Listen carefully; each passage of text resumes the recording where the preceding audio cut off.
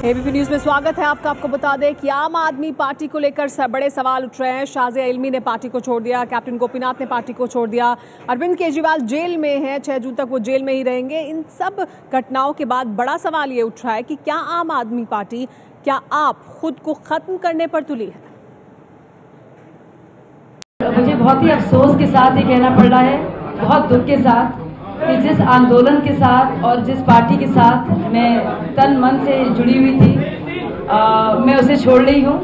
मैं अपना त्याग पत्र दे रही हूँ, सारी मेंबरशिप से भी और सारी पार्टी पोजीशन से भी। शाजिया इल्मी आम आदमी पार्टी के संस्थापक सदस्यों में से एक थी। तेज तर्रार शाजिया पार्टी का मुस्लिम चेहरा भी थी, लेकिन आज इस्तीफा देते वक्त उन्होंने अपनी पार्टी की पोल खोलकर रख दी। कोई ना पार्टी डेमोक्रेसी नहीं है और एक छोटा सा एक दायरा है लोगों का, वो जकड़े हुए है पूरी तरह से अरविंद को, और वही डिसीजंस ले रहा है। एक गेट कीपर्स बने हुए वहाँ पे, और वहाँ पे गेट्स हैं और उनके अंदर कोई जा नहीं सकता। मैं भी नहीं तो सोचिए आम वॉलंटियर कैसे जाएगा। शाजिया ने पार्टी पर उन्हें नजरअंदाज करने के साथ साथ केजरीवाल के जेल जाने पर भी सवाल उठा दिया। मुझे लगता है ये वक्त आत्ममंथन का है और जेल में वो आत्ममंथन करें। इससे बेहतर है कि वो लोगों के बीच में जाएं और जो उनके आसपास के गेट कीपर्स हैं, वो जो एक चौकड़ी बनी हुई है, उनसे मुक्ति पाकर लोगों के बीच में जाएं। और जो जेल की जो राजनीति भी है, मैं इससे सहमत नहीं हूँ। शाजिया जिस वक्त प्रेस कॉन्फ्रेंस करके इस्तीफे का ऐलान कर रही थी, पार्टी के तमाम बड़े नेता टीवी से चिपके हुए थे। शाजिया की प्रेस कॉन्फ्रेंस के बाद योगेंद्र यादव ने मीडिया से बात की और कहा कि शाजिया ने फैसला सही समय पर नहीं लिया है। हमें दुख है कि हम उन्हें मना नहीं सके इसके बारे में। हमें अफसोस है कि उन्होंने फैसला आज लिया। उनकी कमी हम सबको खलेगी और ये उम्मीद भी बनी रहेगी कि आज नहीं तो कल वो अपने घर वापस आएंगी, हम सबके साथ खड़ी होंगी। शाजिया के इस्तीफे के बाद कुमार विश्वास ने भी ट्वीट करके कुछ ऐसा ही इशारा किया। विश्वास ने लिखा कि धीरज धर्म मित्र अरुणारी, आपातकाल परखिए चारी।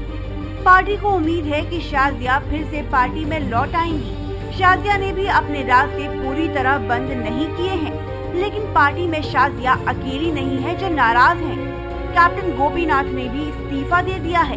इससे पहले विधायक विनोद कुमार बिन्नी, अशोक अग्रवाल, अश्विनी उपाध्याय, टीना शर्मा जैसे लोग केजरीवाल से दूर जा चुके हैं। तो नाराजगी है वो स्वाभाविक है, क्योंकि आम आदमी पार्टी का जो शीर्ष नेतृत्व है वो अपने रवैये पे बिल्कुल कायम है। पहले दिन से उनका हिटलरशाही रवैया, अपने तानाशाह रवैया, एक आरोप, किसी पे भी कोई भी डिसीजन थोप देने जैसे डिसीजन। पार्टी में लोकतंत्र खत्म हो गया है।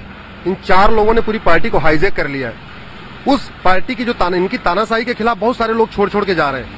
अन्ना से अलग होकर केजरीवाल ने मूल्य और सिद्धांतों की राजनीति का वादा किया था, लेकिन एक के बाद एक जिस तरीके से लोग केजरीवाल का साथ छोड़ रहे हैं, उससे पार्टी के भविष्य को लेकर सवाल उठने लगे हैं। सबसे बड़ा इस बात को दर्शाता है कि आम आदमी पार्टी डिस्कनेक्ट हो गई है और वो पार्टी अब खत्म हो रही है और ज्यादा अरसा नहीं लगेगा, उसको मुकम्मल तौर पर खत्म हो सकती है। वो अरविंद केजरीवाल फिलहाल जेल में है और इस बीच शाजिया इल्मी ने इस्तीफा भी दे दिया है।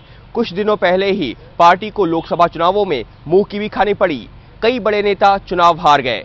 ऐसे में सवाल यही उठता है कि शाजिया इल्मी ने क्या जो सवाल उठाए हैं वो सही है। अंकित गुप्ता, एबीपी न्यूज, दिल्ली। बड़ा सवाल ये है कि क्या आम आदमी पार्टी खुद को खत्म करने पर तुली है जिस तरह की घटनाएं हो रही हैं। हमारे साथ अभय कुमार दुबे जी यहाँ मौजूद हैं। अभय जी, क्या आम आदमी पार्टी में जो हो रहा है, जिस तरह से ये संकट का समय था, इसमें सबको साथ होना चाहिए, अलग अलग सुर निकल रहे हैं। अरविंद केजरीवाल अब जेल चले गए, अब तो 6 जून तक के लिए चले गए, तो क्या आम आदमी पार्टी को तो दुश्मनों की कोई जरूरत ही नहीं, खुद को खत्म करने पर तुले? देखिए, मुझे तो इस बात का ताज्जुब है कि अगर आम आदमी पार्टी के चुनावी प्रदर्शन को आप देखें तो कोई बहुत बड़ी नाकामी भी नहीं है। पंजाब में उन्हें बहुत अच्छी सफलता मिली, दिल्ली में उनको 33% वोट मिला, सीटें नहीं मिली, तो नाकामी भी है तो वो आधी नाकामी है। वोटों का प्रतिशत उनका अच्छा है। जहाँ तक शाजिया इल्मी का सवाल है, मैंने उनकी प्रेस कॉन्फ्रेंस बहुत ध्यान से सुनी। उन्होंने काफ़ी ऐसी बातें कही हैं जो सही लगती हैं पहली नज़र में। उनका लहजा भी बहुत अच्छा था, मुझे कुल मिला के बात उनकी पसंद आई। लेकिन एक बात जो उन्होंने संदेश दिया आम आदमी पार्टी को, वो मेरी समझ में नहीं आया। वो संदेश ये था कि पार्टी अपना सोच बदले। तो कोई पार्टी बहुत मुद्दतों के बाद अपना सोच बनाती है। केवल एक नाकामी या आधी नाकामी से वो अपना सोच नहीं बदलती, न व्यक्ति नहीं बदलता, पार्टी सोच कैसे बदल सकती है इतनी जल्दी? सोच बदलने के लिए तो पार्टी को खुद को बदलना पड़ेगा। आपको लग रहा है कि खुद को खत्म करने पर तुले? नहीं, ऐसा कुछ नहीं है। जब इस तरह की पराजय वगैरह होती है तो हर पार्टी में हंगामा होता है। देखिए कांग्रेस में क्या हो रहा है, किस तरह का हंगामा हो रहा है। जब भारतीय जनता पार्टी सन 84 में चुनाव हारी थी, 2 सीटें रह गई थी, तब उन्हें किस तरीके से उस पराजय से कैसे उभरे, उसका भी एक अपना इतिहास है। इन सब चीज़ों का इन लोगों का अध्ययन करना चाहिए कि पार्टियां जब हारती हैं तो कैसे अपनी पराजय से उभरती हैं। ठीक है, संबित पात्रा जी, आपको क्या लगता है कि पार्टी खुद, आम आदमी पार्टी खुद को खत्म करने पर तुली है, या अभय दुबे जी कह रहे हैं ये तो होती हैं चीजें, ठीक है, हार हुई है चुनाव में तो कुछ घटनाएं हैं होंगी और उभर आएगी? देखिए, बहुत समझने का विषय है कि आम आदमी पार्टी जब आरंभ हुआ था उनका स्ट्रैटेजी था अब्यूजिंग एंड अक्यूजिंग पार्टी। वो सबको अब्यूज और अक्यूज करते थे। समय के साथ साथ उनका फुल फॉर्म हो गया ऑल अबाउट पब्लिसिटी। केवल पब्लिसिटी के लिए वो स्टैंड करते थे। धीरे धीरे पब्लिसिटी भी बह गया है और आज आम आदमी पार्टी एएपी का फुल फॉर्म हो गया है अरविंद अलोन पार्टी। केवल अरविंद, अरविंद और अरविंद है। एक आदमी के महत्वाकांक्षा की कहानी बन के रह गई है आम आदमी पार्टी। वहाँ केवल एम्बिशन है, कोई विजन नहीं है। आप देखिए, चाहे अरविंद हो चाहे साजिया हो, जितने भी लोग हो कहीं ना कहीं एम्बिशन के पीछे भाग रहे हैं। अरविंद है और एम्बिशन है, कोई प्रिंसिपल नहीं है। हमारे साथ आशुतोष जुड़ गए इस बीच आम आदमी पार्टी से। आशुतोष, आपने सुना बीजेपी से संबित पात्रा को, वो कह रहे हैं कि आम आदमी पार्टी में आज जो स्थिति है उसमें लग रहा है सिर्फ अरविंद है और एम्बिशन है, आपकी पार्टी के लोगों के एम्बिशन है जिसकी वजह से ये हालत हो रही है, क्या यही है?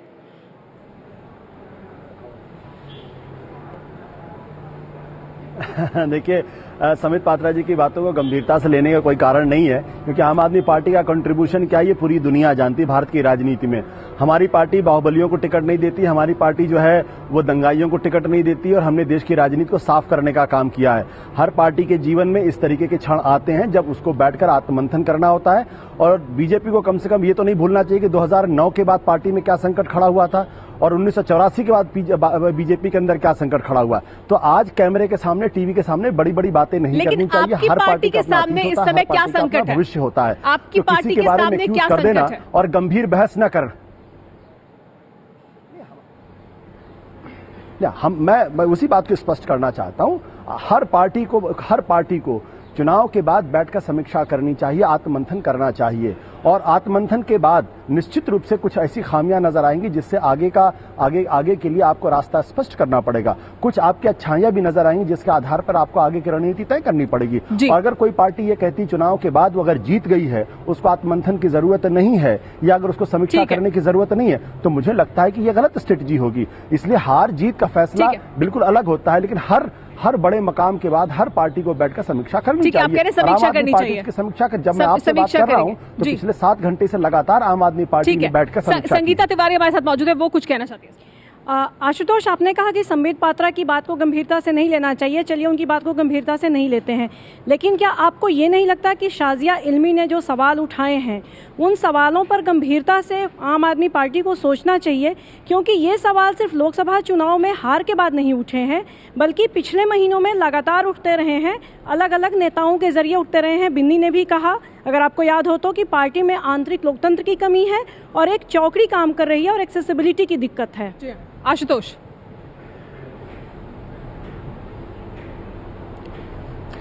देखिए संगीता जी, जो बात आपने कही है, मैं और साजिया ने जो बात की, साजिया हमारी बड़ी महत्वपूर्ण सहयोगी थी, बहुत अहम भूमिका उनकी पार्टी में है, वह संस्थापक सदस्य के तौर पर, इसलिए उनके कंट्रीब्यूशन को हम नकार नहीं सकते। आज उन्होंने प्रेस कॉन्फ्रेंस करके भले ही पार्टी छोड़ दी हो, लेकिन जो बातें उन्होंने कही हैं और जिन बातों की तरफ उन्होंने इशारा किया है, उस पर पार्टी पूरी गंभीरता के साथ चर्चा कर रही है। और जो भी उन्होंने सुझाव दिए हैं, उनको अगर हमें लगेगा कि उन सुझावों में बहुत दम है, तो हम उस पर निश्चित रूप से उसको दूर करने की कोशिश करेंगे। हम चुनौतियों से भागने वाले लोग नहीं हैं, सदा चुनौतियों का सामना करते हैं। ये बात सही कि कई लोगों ने इस तरीके का आरोप लगाए हैं, और कभी कभी ये भ्रम होता है। मैं अपनी बात पूरी कर लूं। कभी कभी ये भ्रम होता है कि जब अगर रोजमर्रा के जीवन के फैसले, पार्टी के फैसले अगर पीएससी करेगी, और पीएससी में अगर 9 लोग हैं, तो जाहिर सी आरोप लगेगा कि आप कुछ लोग बैठ के फैसला कर रहे हैं। तो इसलिए हम भी पार्टी को ब्रॉड बेस करने की कोशिश कर रहे हैं, डिसीजन मेकिंग प्रोसेस को और बेहतर करने की कोशिश कर रहे हैं, वॉलंटियर्स को कितना ज्यादा से ज्यादा डिसीजन मेकिंग में इन्वॉल्व किया जा सका उसकी कोशिश कर रहे हैं। तो ऐसा नहीं है कि हम समीक्षा की जा रही है उन बातों की भी आंखें मूंद कर बैठे हुए हैं। जो कह रही है शाजिया। रागिनी नायक हमारे साथ मौजूद है, वो इस पर प्रतिक्रिया देना चाहते हैं। रागिनी, लेकिन आपको क्या लगता है, क्या आम आदमी पार्टी खुद को खत्म करने पर तुली है? जिस तरह की घटनाएं हो रही हैं, खुद ही वो अपने दुश्मन बन रहे हैं। वादा आपको होगा। देखिए, ये तो कहा ही जाता था कि नया 9 दिन पुराना 100 दिन, और जिस तरीके की खलबली और हलचल आम आदमी पार्टी में मची हुई है, उससे ये लगता है कि कहीं ना कहीं ये सिद्धांत उन पर भी लागू हो रहा है। आशुतोष जी से मैं एक बात जरूर पूछना चाहूंगी, जो आरोप आज आम आदमी पार्टी पर शाजिया जी ने लगाए हैं वो कोई नए आरोप नहीं है। अब समीक्षा की जाएगी, आत्ममंथन किया जाएगा, बहुत बढ़िया है, लेकिन बिन्नी जी ने भी वही कहा, मधु भादुड़ी जी ने भी वही कहा, अश्विनी उपाध्याय जी ने भी वही कहा। आज तक एक इल्जाम बार बार आम आदमी पार्टी पर लग रहा है कि व्यक्तिवादी राजनीति हो रही है, तानाशाही का रवैया है। लेकिन मुझे ये लगता है कि जो पार्टी और जिस पार्टी का शीर्ष नेतृत्व लोकतांत्रिक व्यवस्था में ही आस्था न रखता हो, जिसने बार बार कार्यपालिका, न्यायपालिका और आप पर भी, यानी कि प्रेस पर भी बिकाऊ होने का इल्जाम तक लगा दिया हो, वो आंतरिक लोकतंत्र कैसे बनाकर रखेगा, ये सबसे बड़ा सवाल है। दूसरा ये कि बार बार महात्मा गांधी की उपमा देते रहे, टोपी के रूप में भी और स्वराज के रूप में भी। अब स्वराज, शाजिया इल्मी ने कहा कि ये तो हमारे पास ही नहीं है, हम जनता को क्या देंगे। तो न सिर्फ अपनी पार्टी की समस्याएं हैं, बल्कि मुझे लगता है कि कहीं न कहीं ऐसे मुद्दे भी उठाए गए हैं जिनके साथ जुड़ी हुई भावना को आत्मसात ही नहीं कर पाई आम आदमी। रागनी, रशीद किदवई हमारे साथ मौजूद है, वो सवाल पूछना चाहते हैं। जी, मेरा सवाल आशुतोष आपसे है। आशुतोष, आपको लगता है कि क्या शाजिया ने आज ज़्यादा साफगोई से काम नहीं लिया, और बहुत सी चीज़ें जो कह सकती थी उन्होंने नहीं कहा, कि उन्हें एक जो आपकी जो डिसीजन मेकिंग बॉडी थी, फाउंडर मेंबर थी, लेकिन उसमें उस चौकड़ी में जो भी डिसीजन मेकिंग उसमें उनका हिस्सा नहीं मिला, आप नेशनल स्पोक्समैन हो गए, चांदनी चौक से टिकट नहीं मिला, ये तमाम उनकी एक हताशा थी जो उसको दर्शाया उन्होंने?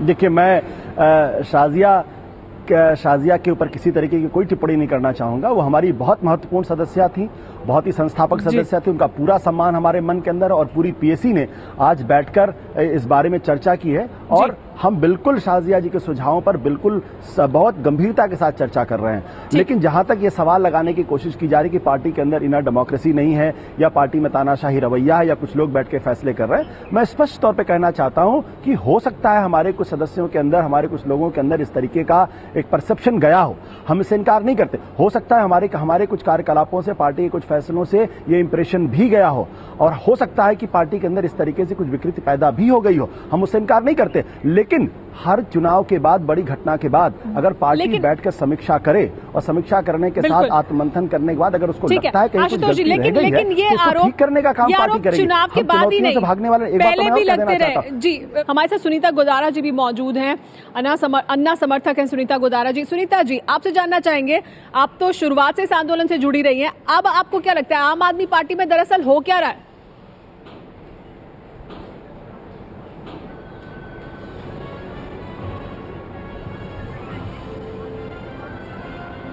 जी, देखिए, आम आदमी पार्टी ने जो पहले दिखाया करके, वो दिल्ली की बात मैं कर रही हूँ, वहां पर उन्होंने कमाल करके दिखाया था।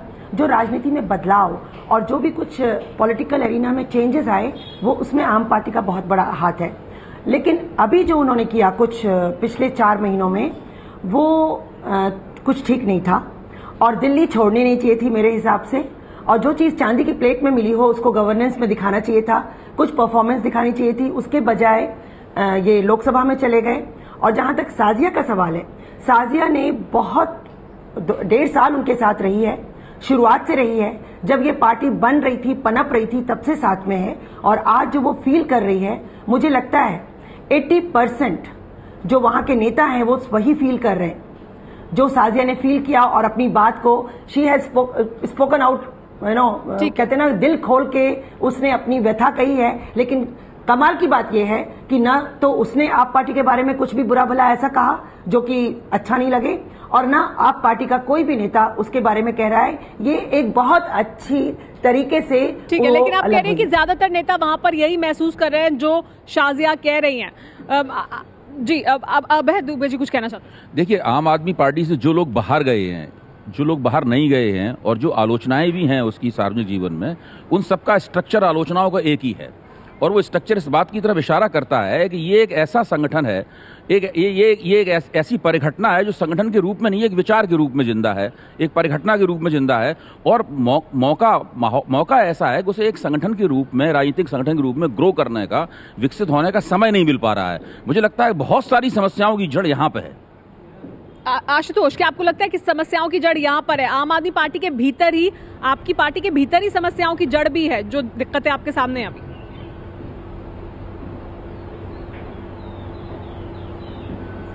मुझे लगता है अभय जी ने बहुत अच्छी बात कही और बहुत बड़े खूबसूरती से उन्होंने पूरे मामले का हल सामने रखने की कोशिश की। ये बात बिल्कुल सही है कि आम आदमी पार्टी की उम्र सिर्फ 1.5 साल है और हमने विधानसभा का चुनाव लड़ा और उसके फौरन बाद सरकार बनी और फिर हम लोकसभा चुनाव में चले गए। तो संगठन को लेकर जिस तरीके की हमारी तैयारी होनी चाहिए, खासतौर पर दिल्ली और दिल्ली के बाहर के इलाकों में, शायद हम उस तरीके से उसको डेवलप नहीं कर पाए। और हर संगठन में, हर पार्टी में, हर संस्था में ये एक ग्रोइंग अप पीरियड होता है, जबकि संस्था को ग्रो करने में, उसको मैच्योर होने में, उसकी लीडरशिप को डेवलप करने में, हर स्तरों पर उसको डेवलप करने में थोड़ा सा वक्त लगता है। मैं इसको कभी कभी कहता हूं growing a problem of organization. तो हो सकता है आम आदमी पार्टी के साथ ये दिक्कत हो। पात्रा बीजेपी से मौजूद है, वो कुछ कहना चाहते हैं। देखिए सुमेरा, ये अभी जो आशुतोष कह रहे थे और जो अभय जी कह रहे थे, यही तो क्लासिकली होता है कि रात को सीएम और सुबह पीएम बनने की इच्छा, और ये लोकतंत्र में बहुत खतरनाक होता है, जहां मैच्योर होने का लोकसभा चुनाव में तो अच्छा वोट प्रतिशत मिला है ना। नहीं, देखिए आज जो चर्चा इसलिए चल रहा है और खुद वो मान रहे हैं कि समय नहीं मिला ऑर्गेनाइजेशन को बनाने के लिए। तो किसने समय नहीं दिया? इन्होंने खुद अपने लिए समय नहीं लिया, क्योंकि महत्वाकांक्षा इस पराकाष्ठा पर पहुंच गई थी कि रातों रात इन्हें सब कुछ बनना था। अगर मजाकिया तौर में मुझे कुछ कहने को मिले अभी, तो आप देखिए, एक सेकंड, नहीं, महत्वाकांक्षा का भी समय होता सर। डेमोक्रेसी में महत्वाकांक्षा का टाइमलाइन होता है, उससे पहले नहीं होता है। आज ट्विटर में देखिए, एक बहुत बड़ा फोटो हर जगह चल रहा है, एक ट्रक के पीछे लिखा हुआ है कि अगर आप आम आदमी के स्पीड से चलेंगे तो सावधान, कल 4 आदमी आपको उठाने आएंगे। ठीक है, क्या ये आशुतोष भी इस पर मुस्कुरा रहे हैं कि, और वही फिर असल सवाल कि क्या आम आदमी पार्टी खुद की दुश्मन है? आम आदमी पार्टी को दुश्मन बाहर से किसी की जरूरत नहीं। जी रागिनी, मैं आपके पास भी आऊंगी। हमारे साथ विजय विद्रोही यहाँ पर मौजूद है। विजय, आम आदमी पार्टी को फिर क्या बाहर से किसी दुश्मन की जरूरत नहीं है? आम आदमी पार्टी के भीतर ही इतना कुछ हो रहा है, ये समय तो साथ में चलने का था। बिल्कुल साथ में चलने का। मुझे लगता है इसकी 2 बड़ी वजह हैं। एक, ये जो दिल्ली में 49 दिन की सरकार छोड़ करके अगर वो नहीं जाते तो मंत्री अपने काम में लगे रहते, विधायक अपने काम में लगे रहते, और इन सारी चीज़ों के लिए उनके पास फुर्सत नहीं मिलती, पहला। और दूसरा, मुझे लगता है कि ये बड़ी, जितना चादर नहीं उससे ज़्यादा पांव पसारे, जो देश भर में 400 सीटों पर लड़ने के बजाय 3-4 छोटे राज्य, दिल्ली के आसपास के राज्यों पर कंसंट्रेट करके चलते, तो मुझे लगता है कि शायद उसका इससे क्या ताल्लुक कि उनकी पार्टी में जो चल रहा है अभी। और उससे बड़ी बात है कि सबक लेने के बजाय ऐसे समय में जब पार्टी का नेता को सामने होना चाहिए था, तो ऐसे में वो नेता जेल और बेल के मामले में अभी तक जेल में है। जी हाँ, रागिनी इस पर कुछ कहना चाहती है बहुत समय से। जी रागिनी।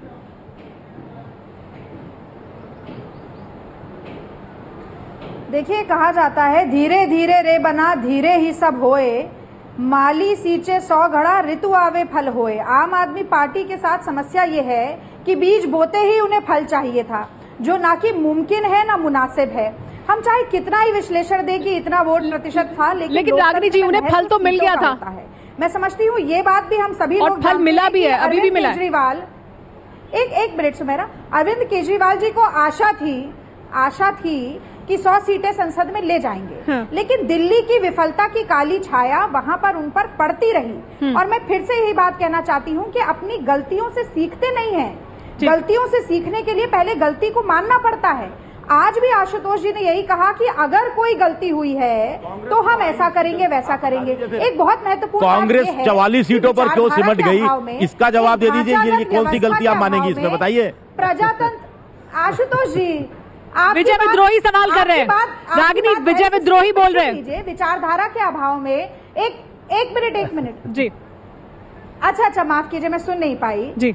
मैं अपनी बात खत्म कर लूं। आप विचारधारा नहीं है, ढांचागत व्यवस्था नहीं है, प्रजातांत्रिक मूल्यों में विश्वास नहीं है, आंतरिक लोकतंत्र नहीं है, और सुमेरा सत्ता भी नहीं है। और सत्ता के अभाव में बिखराव बहुत बार देखा है हमने। तो एक बहुत बड़ी चुनौती है आम आदमी पार्टी के सामने इन सबकी बातों को समझकर उन पर निर्णय लेना मैं समझती हूँ उनके लिए बहुत जरूरी है। संबित पात्रा के भी रिएक्शन ले लेते हैं, फिर आशुतोष मैं आपके पास आऊंगी इस पर प्रतिक्रिया लेने। बहुत महत्वपूर्ण विषय अभी कहा रागिनी ने कि सत्ता के अभाव में बिखराव। अब देखिए दोनों में बिखराव हुआ है, आम आदमी पार्टी में भी। आम आदमी पर ही बात करते हैं, आप फिर कांग्रेस पर आ जाते हैं। नहीं, ये बिखराव बहुत महत्वपूर्ण है। आप देखिए जहाज डूबने से पहले का बिखराव वो कांग्रेस का रहा, जब जहाज डूब गया उसके बाद का बिखराव आम आदमी पार्टी में हो रहा है। अब इन दोनों में कौन इंटेलिजेंट है ये आपस में देख लें, मगर महत्वपूर्ण विषय ये है कि ढांचा नहीं है, ऑर्गेनाइजेशन नहीं है, आइडियोलॉजी नहीं है। एक धर्मशाला के रूप में काम करने से जो दिक्कतें होती है आपकी पार्टी में जो मतभेद चल रहा है उसको सत्ता के पदों ने उसके ऊपर लीपापोती तो कर दी है। चलिए ठीक है, लेकिन आप समय मुझे लगता है आपको लेते हैं ना, क्योंकि जरूर सिखाएगा। ऊपर की लीपापोती तो सत्ता ने कर दी है, आपके मनमुटाव के बीच में भी। ठीक है आशुतोष, बड़ा सवाल ये कि जो रागिनी ने भी उठाया, संबित पात्रा भी उठा रहे हैं कि कुछ भी नहीं है आपकी पार्टी में, आइडियोलॉजी नहीं है, लोकतंत्र नहीं है, कुछ लोगों से घिरे हुए हैं। और उससे भी बड़ा सवाल तो अरविंद केजरीवाल को लेकर है कि ये समय तब जबकि पार्टी को जरूरत थी अरविंद केजरीवाल की, वो जेल चले गए।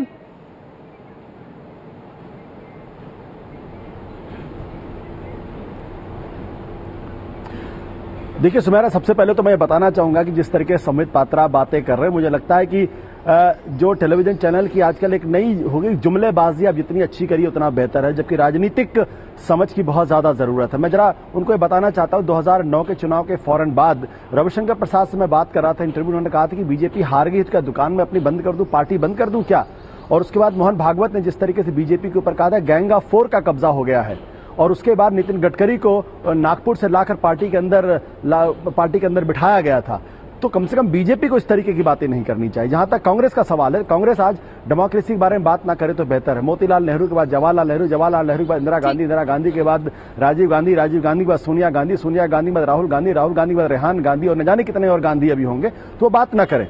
जहां तक हमारी स्ट्रेटजी का सवाल है, तो हाँ, स्ट्रेटजी के अंदर पे आप बातचीत हमसे कर सकते हैं, लेकिन ये मौका इस वक्त है कि देश के अंदर भ्रष्टाचार के खिलाफ जो लड़ाई है। लेकिन आशुतोष, मेरा सवाल अरविंद केजरीवाल को लेकर भी था कि अरविंद केजरीवाल, आप कह रहे हैं कि सुबह से समीक्षा हो रही है, 7 घंटे से समीक्षा कर रहे हैं आप, और ये जरूरत है इस समय पार्टी को समीक्षा करने की, तो ये समय तो अरविंद केजरीवाल को बाहर होना चाहिए था ना। वो जेल के चक्कर में फंस गए, वो जेल चले गए।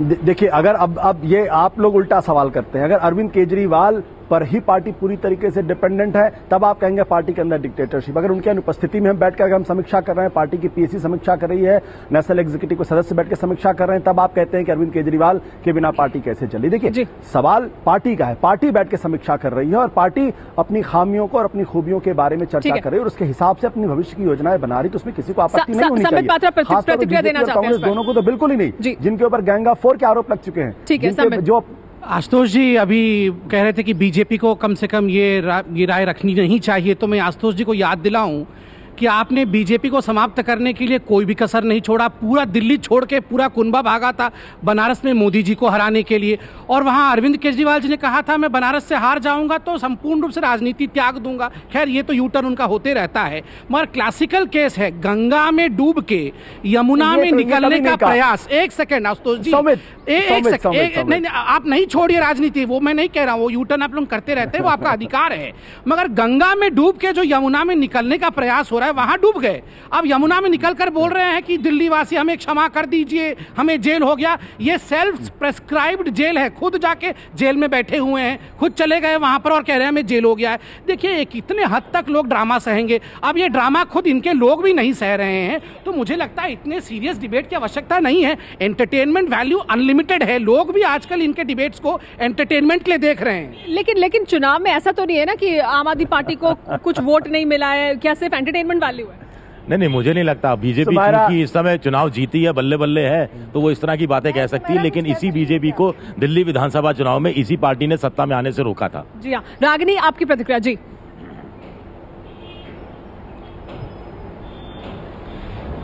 सुमेरा, मैं एक बात कहना चाहूंगा। सबसे पहले तो मैं ये कहना चाहूंगी कि ये आज